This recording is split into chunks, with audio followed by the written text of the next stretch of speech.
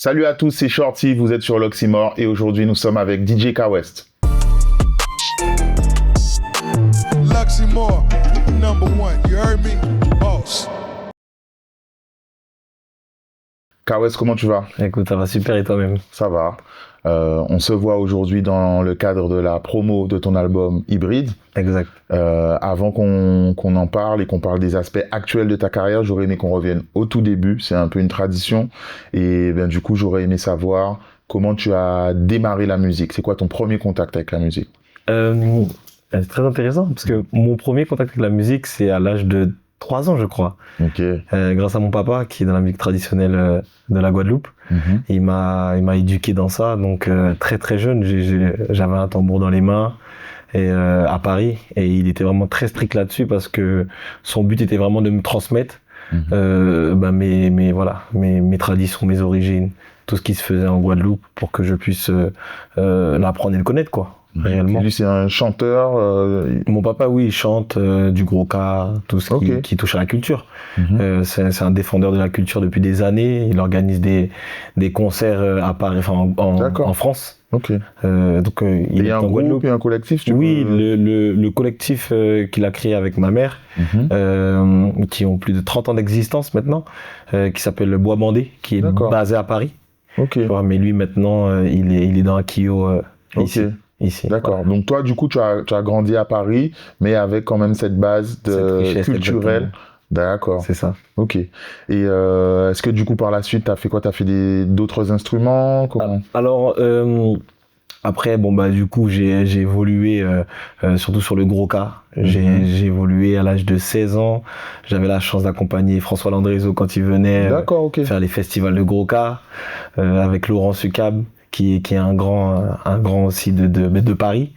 Donc j'étais vraiment dedans en fait, tu vois. Et c'est en parallèle que j'ai commencé vraiment tout ce qui est DJing. D'accord. À quel moment alors c'était un jour où c'était l'anniversaire de l'association et mes parents ont décidé de faire une petite fête, tu vois. Et ils ont loué une salle, ils ont fait une petite fête et tout, et ils ont pris un DJ. Et là, pendant au moins, durant toute la fête, j'étais scotché. Je regardais le DJ, c'était un ancien, et je regardais le DJ et tout, je me disais, waouh! Et à la fin, je disais à maman, c'est ça que je veux faire. Et une semaine après, ma maman m'a acheté des platines. Ah oui, ben super. Du coup, comme ils ont cette base aussi musicale, artistique, culturelle, ça a été plus simple que peut-être d'autres où ça a pris plus de temps. Exactement, ouais, c'est ça. C'est ça. Et donc, ça a été le démarrage.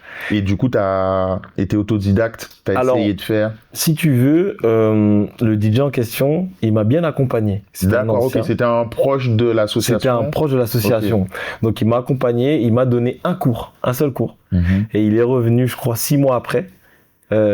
Pour voir si j'avais bien appris les trucs et il s'avérait que j'étais un bon élève à ce moment-là et du coup il m'a invité à faire des baptêmes, faire des petits trucs comme ça pendant peut-être 6 mois et après il m'a dit c'est bon, vas-y, fais ce que t'as à faire, quoi, tu vois.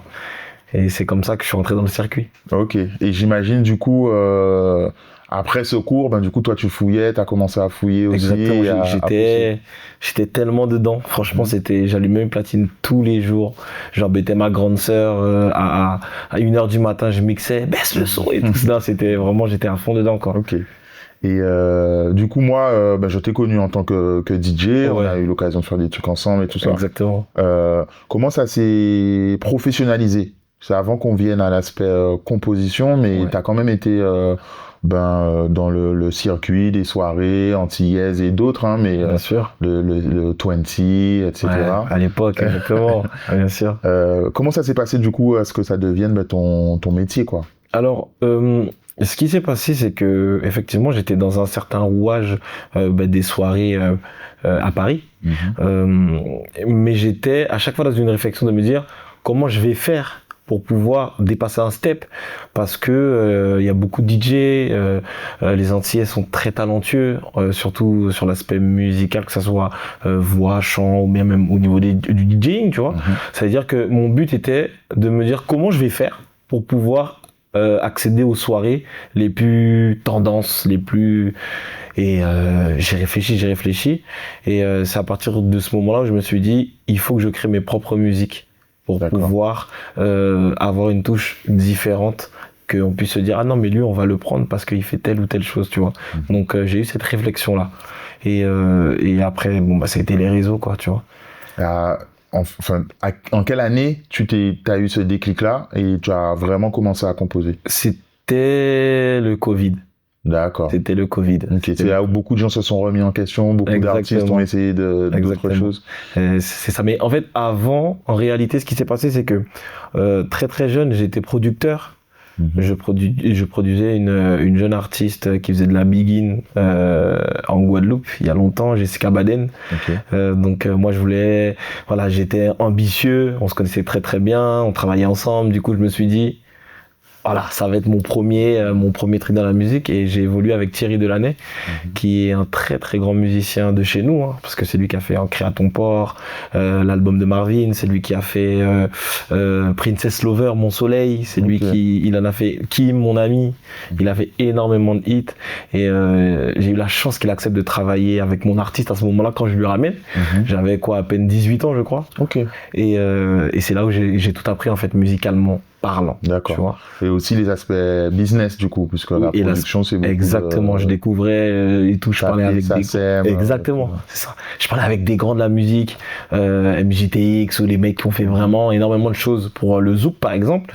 Et c'était pas évident hein, parce qu'en fait, fallait s'affirmer, fallait essayer de défendre son son artiste entre guillemets.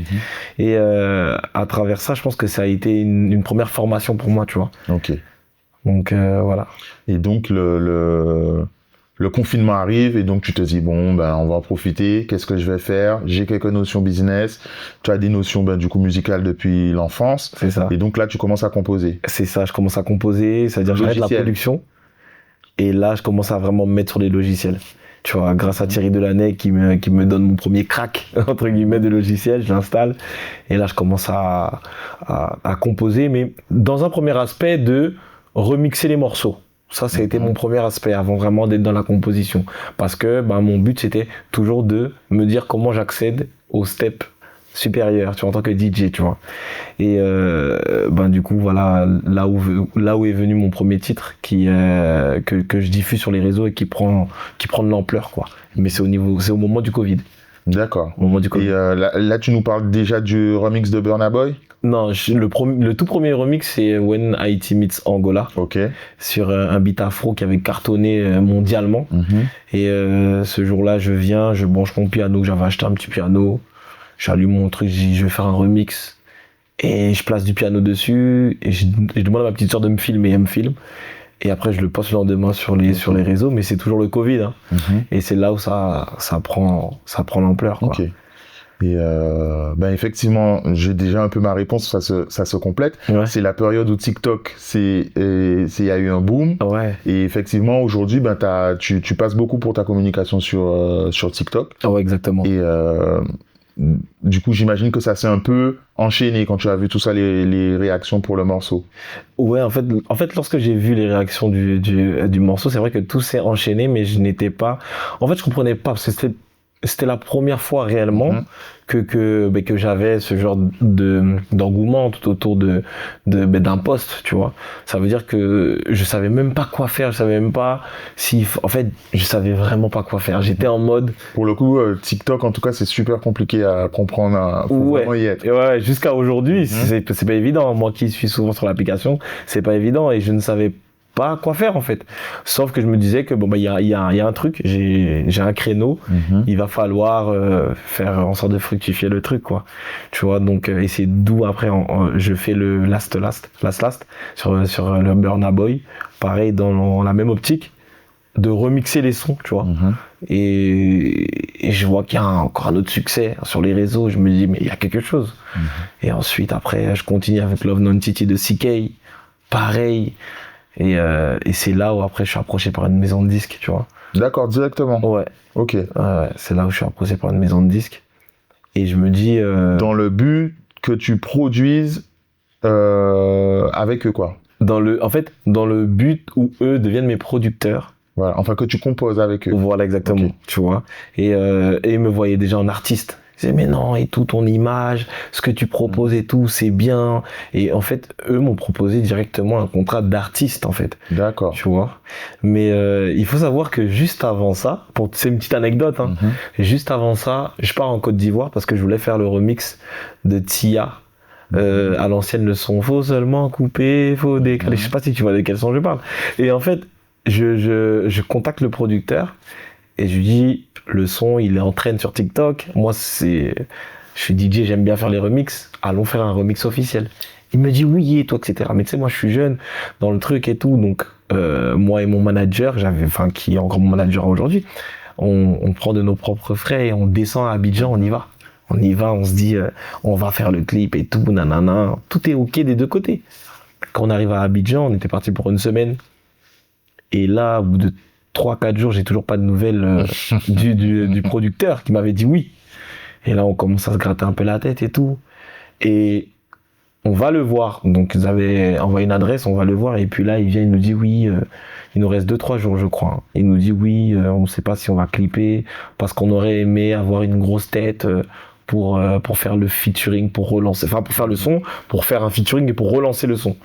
Je me dis, mais pourquoi tu nous dis ça que maintenant? Nous, on vient d'arriver, on a besoin de clipper, quoi. Il dit, non, il nous faut un Nino, un Caris, une grosse tête à Paris. Est-ce que vous avez des contacts? Et pour moi, à ce moment-là, je me dis, mais qu'est-ce qu'il me raconte? Tu vois, j'ai pas... À ce moment-là, c'est impossible. Pour moi, c'est impossible. Ouais. En 2 jours, en plus... Et du coup, on n'a pas clippé, on a perdu de l'argent, j'étais vraiment dans le down, en mode qu'est-ce qui se passe, quoi, tu vois. Et c'est le jour de mon départ où je reçois le mail de mon label actuel, où ils me disent justement, on a besoin de vous rencontrer pour vous faire signer un contrat. J'avais super peur au début. Hein. J'imagine. Ouais, parce que je viens de subir une déception. Par rapport à la mauvaise expérience aussi, tu te dis, ben là, il y aura un appui derrière, il y aura peut-être de l'aide ou des contacts, des relations pour avoir ce genre de plus. Pour créer. Exactement. Mais dans un premier temps, je suis un peu sur la retenue parce que je viens d'avoir une déception. C'est vrai aussi, ouais. Donc j'étais en mode, je crois qu'il faut qu'on prenne un avocat. Enfin bref, tu sais, après il y a plein de trucs qui viennent, quoi. Pas t'enflammer. C'est ça. Mais il s'avérait que c'était bonne pioche, entre guillemets, quoi. Et du coup, quand tu es DJ, à ce moment-là, si j'ai bien compris, tu n'avais pas encore composé de morceaux, en tout cas professionnels, sortis. Ouais, non. Qu'est-ce que ça signifie d'être artiste en label à ce moment-là, pour toi, en tant que DJ?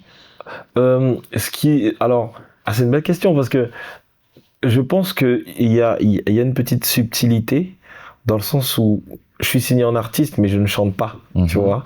Et je pense que même c'est très dur de faire valoir justement ce truc-là, quand soit en festival ou dans d'autres prestations, peu importe, sur des plateaux et tout, etc. Parce qu'en fait, effectivement, je suis signé en artiste, mais j'ai quand même cette casquette de DJ. Parce que quand j'évolue sur mes platines, entre guillemets, tu vois, j'évolue au micro, certes, mais surtout sur mes platines, tu vois. Donc, c'est là où le label, eux, ils m'expliquent qu'ils me voient vraiment comme DJ Snake. D'accord. Mais des Caraïbes qui regroupent vraiment afro et Caraïbes, tu vois. Et moi, c'était cette idée-là aussi que j'avais. Donc, on s'est dit, ça a matché directement. Sauf que je ne savais pas comment le faire. Et eux, ils m'ont vraiment apporté toute la structure, quoi, pour aller dans ce chemin, en tout cas, tu vois. Et du coup, le fait de pousser, parce que t'as charbonné sur TikTok, il y a eu des créations de contenu avec des artistes, d'autres musiciens, même humoristes. Ouais. Il y a eu vraiment un travail sur les trends, les trucs, tout ce qu'il faut faire pour rester à jour et développer sur TikTok. Est-ce que c'est eux qui t'ont apporté ça, ou toi-même tu fouillais et tu développais quoi par toi-même? Alors j'ai toujours développé par moi-même. Le label, eux, ils apportent vraiment l'aspect, on va dire vraiment production, donc plutôt financière, pardon. Et du coup, moi, c'est vraiment moi qui vais chercher, où on me contacte. Il y a vraiment ce côté humain, en tout cas, à travers les réseaux sociaux qui est présent, quoi. C'est rare que mon producteur m'appelle, il me dise voilà, il faut que tu fasses telle ou telle chose. Tu vois, parce que moi, je suis quelqu'un de assez actif de moi-même. Et c'est un profil qu'ils ont aimé, et donc du coup, j'ai pas trop besoin d'eux sur ce truc-là. Ça se fait naturellement, quoi. Tu vois.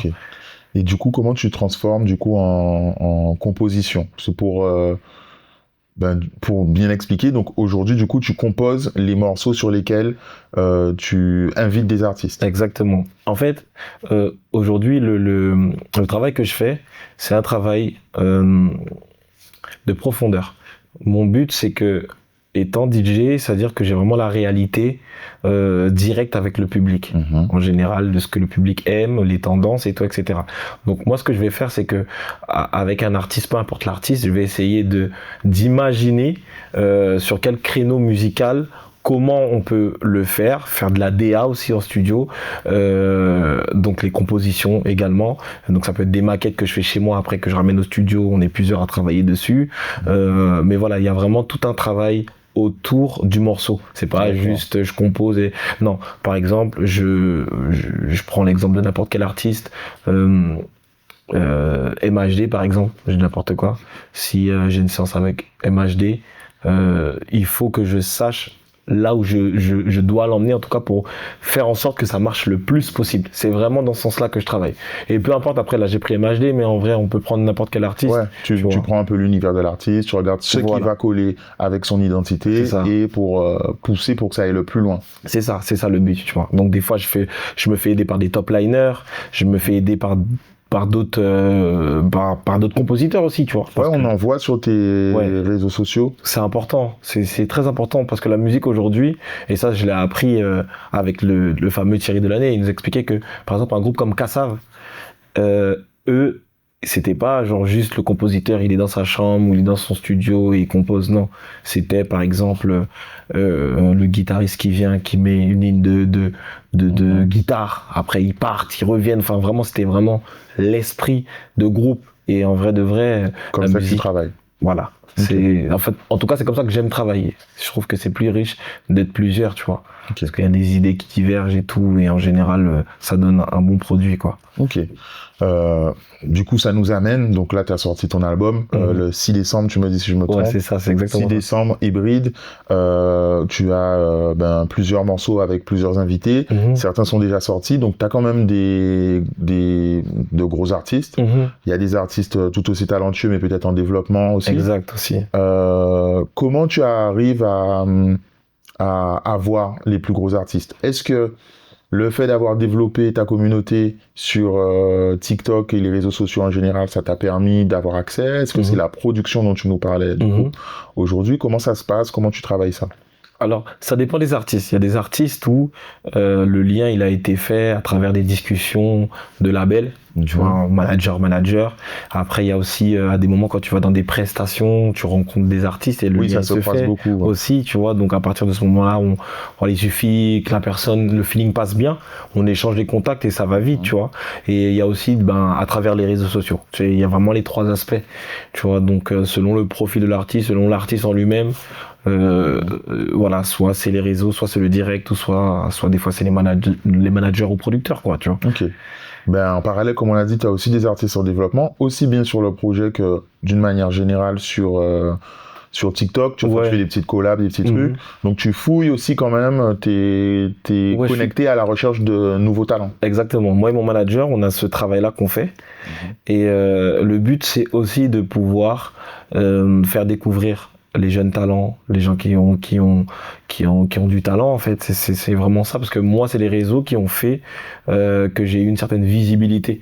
Du coup, à travers cette visibilité, mon travail est aussi de mettre en avant les artistes qui n'ont pas cette chance d'avoir eu cette visibilité que moi j'ai pu avoir, tu vois.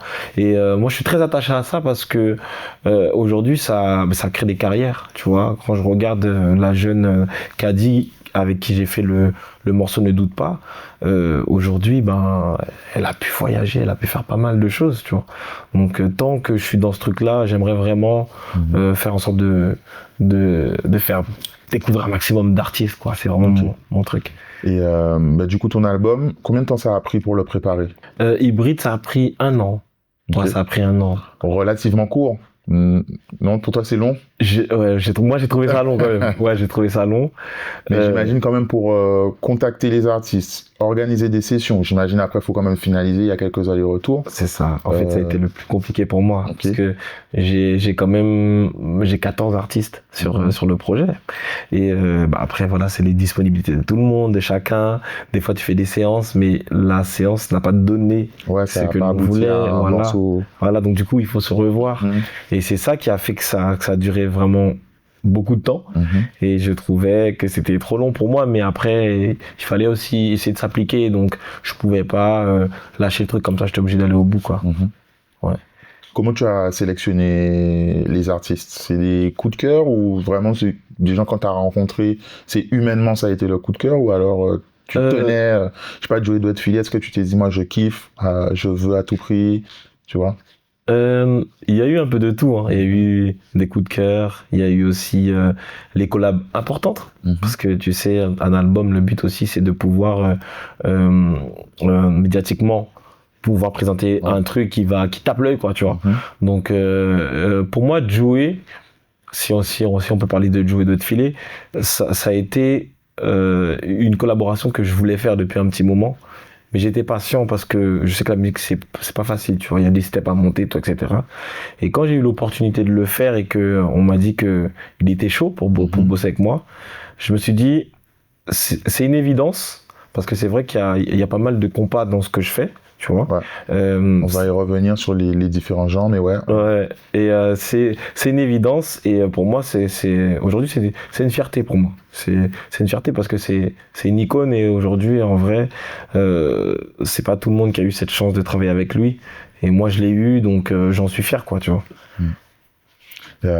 Du coup, en termes de genres musicaux, et tu as mentionné tout à l'heure, donc c'est beaucoup de musique caribéenne, donc on comprend aussi que tu as baigné dedans depuis tout petit. Il y a beaucoup d'afro, tu n'as pas hésité à sauter, aller à Abidjan pour essayer de rencontrer, et sur tes réseaux, dans les formats que tu crées, on voit de toutes ces influences-là. Est-ce que c'est un choix? Est-ce que c'est naturel? Moi, je sais que tu pouvais mixer aussi du hip-hop US. Hein. Ouais, exactement. Donc, c'est clair. Comment tu t'es dirigé vers ça? Est-ce que t'as... Comment dire ça? Est-ce que c'est stratégique? Oui, il y a une part de stratégie, mais c'est moi, en fait, je pense. Pourquoi c'est moi? Parce que quand on reprend l'histoire du Caribéen, alors je généralise, hein, franchement, il y a l'Afrique dedans, tu vois, il y a l'Afrique dedans. Et moi, c'est vrai que j'ai grandi en cité. Ça veut dire que c'est encore plus amplifié. Ça veut dire que d'un côté, j'ai mes parents qui me donnent donc la richesse culturelle musicale que j'ai de mes origines, et de l'autre côté, j'ai aussi l'influence urbaine, l'influence africaine qui est là, tu vois. Et quand tu remontes dans ton histoire, tu regardes que musicalement, nous sommes frères et sœurs, cousins, je ne sais pas comment on peut l'appeler, mais c'est proche. Exactement. Aller-retour. Exactement. Et quand tu regardes dans ce qui plaît aux gens actuellement, c'est les musiques caribéennes. C'est la musique africaine de différentes manières, tu vois. Et pourquoi se limiter lorsque on est à l'aise, en tout cas sur plusieurs, tu vois. Et c'est cette réflexion que j'ai eue à ce moment-là. Tu vois, donc oui, c'est stratégique parce que j'arrive à un moment où les gens aiment ça, aiment ce mood-là, mais c'est moi-même aussi, je pense, tu vois. Donc voilà. Est-ce que ça a fait partie de l'envie de ton label pour te signer? Parce que ça fait quelques années, que ce soit avec les succès d'Aya, même du bouillon guadeloupéen aussi qui a pris de l'essor. Et maintenant, on voit que le bouillon a intégré la scène hexagonale totalement en création, tu vois. Bien sûr. Est-ce que c'était, du coup, une part de stratégie? Il nous faut notre artiste caribéen et pour aussi venir vers toi. Alors, honnêtement, je pense que oui. Je pense que oui, parce que la personne qui a la tête de ça, il y a, tu sais, quand tu travailles dans les labels, il y a ce côté aussi visionnaire qu'il faut avoir sur le marché de la musique. Et c'est vrai que depuis plusieurs années, ça se titille un petit peu avec des petits titres comme ça, ou bien une artiste comme Aya Nakamura aussi qui fait beaucoup de caribéens finalement. Et ils ont senti le truc, tu vois, ils ont senti le truc. Et je pense qu'ils se sont dit oui, à ce moment-là, il faut qu'on arrive à choper l'artiste qui va pouvoir représenter aussi ce côté de la Caraïbe d'une certaine manière, quoi. Tu vois. Mais oui, ils ont flairé, je pense. Et du coup, il t'accompagne sur tous les aspects financiers, c'est-à-dire qu'on te voit au studio French Theory. Du coup, est-ce que c'est toi qui travailles là? Est-ce que c'est eux qui financent? Est-ce que c'est leur studio? Comment ça fonctionne d'un point de vue professionnel, quoi, le lien entre ce label et toi? Alors, le lien entre le label et moi sur ces aspects-là, c'est que ils me mettent à dispo un studio de base. D'accord. Et un jour, donc il y a très longtemps, j'ai été invité sur une séance d'un compositeur qui a fait beaucoup de gros morceaux, qui s'appelle Still Lass. Et c'était justement là où on voit mes vidéos.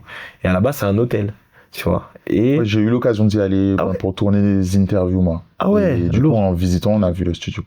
Sérieux? Ouais. Il y a longtemps ou ça fait 2 ans. C'était au premier album ou deuxième album de Kima. Ok, d'accord, ok. Ah ouais. Et, du coup, pas loin d'Universal. C'est ça, exactement, dans le 5e. C'est exactement ça. Et du coup, c'est un hôtel, comme tu le sais bien. Et moi, j'arrive et je trouve l'endroit vraiment super. Et après, il m'explique, donc c'est Still Lass en question, il me dit, bon, bah écoute, moi, c'est ma dernière séance ici, parce que j'ai ouvert mon studio un peu plus bas. Donc voilà, il a dit, ah ouais, et tout, moi j'aime trop. Et il me dit, ouais, bah si tu veux, je te présente le patron, tu vois, avec lui et tout. J'ai discuté un petit peu avec le patron, et le patron m'expliquait qu'en fait, lui, son but, ce n'est pas de faire un studio ouvert à tout le monde. Il veut vraiment que ça soit uniquement des personnes avec qui il aime, qui a un feeling et tout. Okay. Et c'est de là où après j'ai fait le lien directement avec mon label, parce que mon label il cherchait justement un studio fixe pour moi. Okay. Tu vois, donc ça veut dire qu'en fait eux ça les arrange que ce soit pour leur des factures ou mensualiser, c'est ça. Donc là on a un partenariat. Et ils sont sûrs aussi que tu bosses. c'est ça. Donc du coup on a un partenariat avec le French Theory. Donc même pour placer des artistes des fois qui, comme c'est un hôtel, qui viennent par exemple en tournée ou enfin un truc, donc c'est plus simple, tu vois. Ok, je vois. Donc voilà. Donc là, on est à un peu plus d'1 mois au moment où on tourne après la sortie. Comment tu trouves l'accueil? Tu avais déjà des singles. Comment tu trouves l'accueil du projet? Alors, l'accueil du projet, je trouve que mon album, je pense qu'il y a beaucoup d'informations dedans parce que, comme je l'ai dit, il y a quand même 14 titres. Tu vois, ça veut dire que c'est comme si je sers beaucoup de personnes. Musicalement parlant. C'est-à-dire qu'il y a le côté afro, côté urbain, côté caribéen, même un côté vraiment plus compas, tu vois, pour être un peu plus précis. Et chaque personne se retrouve un petit peu, mais il n'y a peut-être pas, s'il y a ce petit aspect un peu critique, on va dire, il n'y a peut-être pas ce titre qui met tout le monde vraiment d'accord. Ok, je vois ce que tu veux dire. Tu vois, et je pense que à l'avenir, ça va être intéressant de voir comment je vais pouvoir relever ce défi-là. Parce que, sauf effectivement le son que Joe Dotfilet a cartonné. Ouais, il a vraiment, voilà. Mais ça a été un titre qui a été sorti un petit peu avant l'album. Lorsque les gens ont découvert l'album, c'est vrai qu'il n'y a pas eu ce titre-là qui a réuni tout le monde, en plus du Joe Dotfilet, tu vois. Okay. Donc voilà, je suis content, mais en même temps je suis assez exigeant avec moi-même et je me dis qu'il y a ce truc là sur lequel il va falloir travailler, tu vois. Et en tant que DJ, mais mis en avant en tant qu'artiste, c'est ton album, c'est toi qui as invité Joe Dotfilet par exemple, mais le morceau cartonne. Est-ce que c'est difficile d'exister et j'imagine que pour beaucoup d'auditeurs, ils écoutent un son de Joe Dotfilet, tu vois. C'est vrai. Comment tu gères ça et comment ça se passe? Alors, je sais que c'est difficile parce qu'on a pris beaucoup de débats avec le label en réunion sur ça, par exemple, tu vois. Mais je me sens pas encore confronté réellement à ça.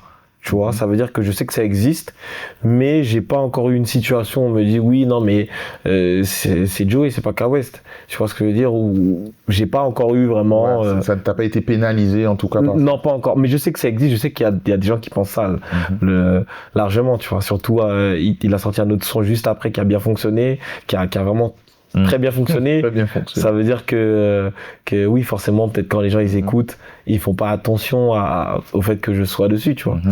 Donc c'est pour ça que c'est important à un moment de toujours essayer d'intervenir sur le morceau d'une manière ou d'une autre pour avoir une autre voix que les gens disent ah mais c'est qui a parlé, qui a crié sur le morceau, qui a intervenu, tu vois.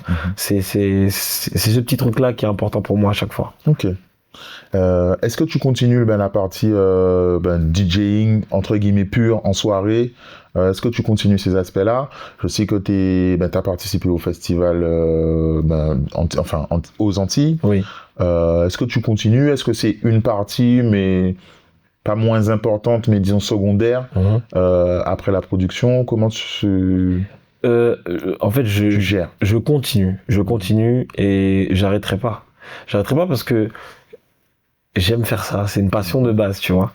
Mais je préfère actuellement bosser, en tout cas. Je suis pas fermé, mais je veux bosser avec les organisateurs, par exemple, avec qui j'ai déjà bossé ou avec qui on s'entend depuis longtemps ou qui m'ont vu aussi au début. Tu vois, j'apporte beaucoup d'importance à ça. Parce que pour moi... À l'humain, voilà, exactement. Parce que pour moi, au moment où j'avais pas autant de monde autour de moi sur les réseaux, ils étaient là avec moi, tu vois. Ça veut dire qu'aujourd'hui, pour moi, qui aime faire ça, c'est logique de continuer à travailler dans ce sens-là. Tu vois, pour moi, l'un n'empêche pas l'autre, tu vois. Et après, pour les nouveaux orgas, effectivement, ça dépend de l'événement, on va dire. Mais je suis super ouvert. Ouvert. C'est un peu un avantage du coup de pas avoir entre guillemets tous tes œufs dans le même panier. Ouais. Tu peux un peu sélectionner et voir vraiment ce qui te correspond, qui te fait plaisir. Exactement. C'est vrai que maintenant, je peux me permettre par exemple de me dire là je suis un peu fatigué, j'ai fait trop de séances de studio, je ralentis un peu sur les soirées. Je me gère, alors qu'avant, chaque opportunité était une opportunité, il fallait que j'y aille, tu vois. Tu pouvais pas rater, entre guillemets. C'est ça. Ok. Est-ce qu'on peut déjà parler de la suite, là, après? Est-ce qu'il y a des choses de prévues, d'autres étapes? Ouais, bien sûr. Là, je prépare mon deuxième concert à l'Olympia le 2 mai 2025. Tu avais fait déjà en 2004, c'est la Cigale? Ouais, c'était la Cigale. Tu avais fait la Cigale en 2024? C'est ça, exactement. J'avais fait la Cigale, ça s'est très très bien passé. Donc là, on est parti sur un autre challenge qui est l'Olympia. Donc pour moi, c'est quelque chose de super important parce que en tant que DJ, il y a eu de grands DJ dans le milieu de la Caraïbe jusqu'à aujourd'hui, tu vois. Mais c'est vrai que cet aspect de concert n'avait pas vraiment été fait, et pour moi, comme je suis soit le premier ou l'un des premiers, pour moi ça je peux pas me louper. Il faut vraiment que ce que je propose ce jour-là soit quelque chose de très très qualitatif, tu vois. Okay. Donc, en termes de capacité, l'Olympia, c'est par rapport à la Cigale, ça? Alors la Cigale, c'est 1004, je crois, et l'Olympia, c'est 2000. D'accord, on est presque le double. Ouais, presque le double. Ouais. Mais même en termes de prestige, l'Olympia, c'est quelque chose aussi. Ouais, c'est quelque chose. Ouais, c'est vrai que c'est une salle mythique. C'est une salle mythique. Et aujourd'hui, je pense que les DJ qui l'ont fait, même en France, tu as peut-être du DJ Snake, du David Guetta, DJ Benz, peut-être j'oublie aussi des noms. Mais aujourd'hui, en tant que DJ caribéen, guadeloupéen, je vais être le premier, je pense. Et ça fait quelque chose. Ouais, comment tu articules ça du coup en tant que DJ? Tu invites les artistes avec qui tu as travaillé, tu fais quand même une partie un peu clubbing, comment tu gères ça? Alors à la Cigale, on avait fait une partie clubbing et on avait fait mes singles qu'on peut retrouver sur Spotify avec les artistes, et là il y aura encore un autre créneau qui va se créer, c'est-à-dire que je vais vouloir mixer. Par exemple, si je spoil un petit peu le truc, je vais vouloir mixer et que tout ce que je mixe soit accompagné de mes musiciens en live. D'accord. Parce que en fait, l'idée, c'est toujours de pouvoir présenter quelque chose de différent, tu vois, parce que il y a eu beaucoup cette question qui s'est dit, mais attends, le mec, je le vois en soirée, pourquoi je vais payer ma place pour aller le voir en concert? C'est pas logique. Mais en soirée, je suis là pour le public réellement.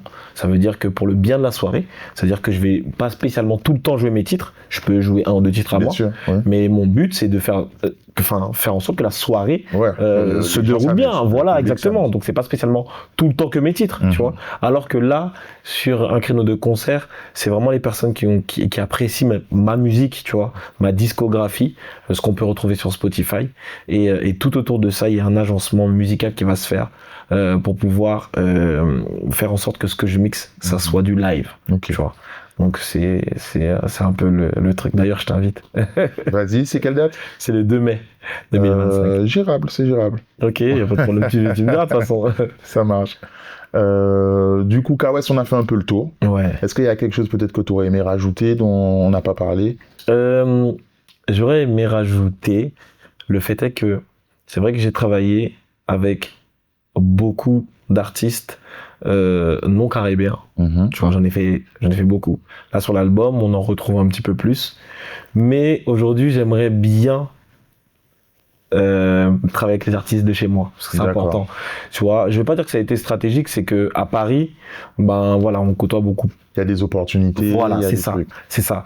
Et là aujourd'hui, je suis actuellement en Guadeloupe et je vais bientôt sur Martinique et c'est important de pouvoir mettre en lumière aussi les jeunes talents, tu vois. Donc voilà, on sait jamais. Je fais aussi l'appel. Tu es ouvert à la collaboration. Il faut, c'est avec important. plaisir. Avec plaisir, grand plaisir. Ben, c'est bien noté en tout cas. Super. Ben, K-West, merci. Donc, on Merci rappelle, il y a ton album disponible sur toutes les plateformes, hybride. Et du coup, l'Olympia, le 2 mai. Exactement. Donc voilà. À bientôt. Merci pour tout. Ça marche. Yes. Merci à toi. Luxy Moore, #1, you heard me? Boss.